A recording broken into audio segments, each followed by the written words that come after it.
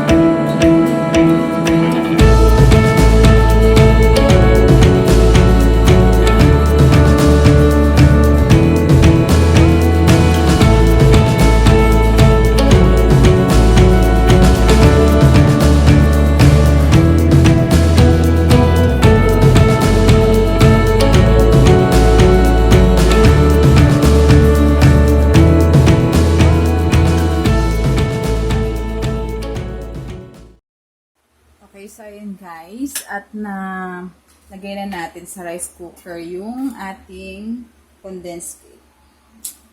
Ayan. So, piniprepare ko lang ngayon yung ating kawali. Kasi dati, dinare ko siyang lutuin dito sa rice cooker. So, yung gagawin natin ngayon is, ininit ko muna yung kawali. Tapos doon natin ilagay yung rice cooker para hindi siya directly na siya talaga yung masusunod. Nakita ko sa iba na yan yung ginagawa. So, itry natin kung ano yung kalalabasan. Ito yung ginawa ko.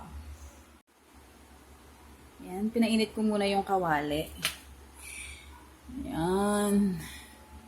Bago ko ilagay yung ating condensed. Okay.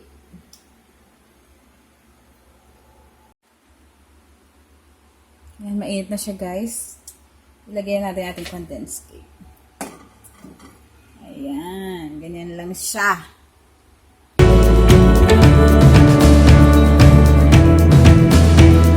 And sana maging successful yung ating first time na pag-bake ng condensed cake. Abangan! Okay guys, so habang inaantay natin yung ating condensed cake, gagawa tayo ng frosting niya. So yung gagawin ko is meron akong dalawang milo na pack, tsaka condensed. Ayan.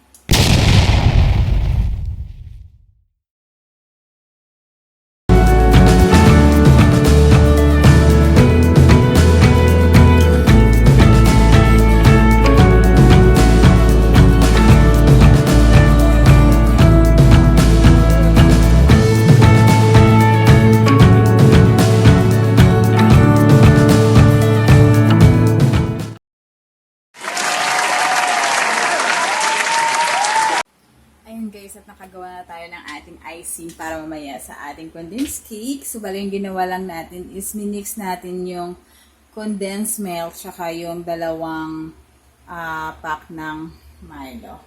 So, antayin natin na maluto tong condensed cake natin. And then, lagyan natin mamaya pag medyo malamig-lamig na siya, lagyan na natin siya ng frosting niya.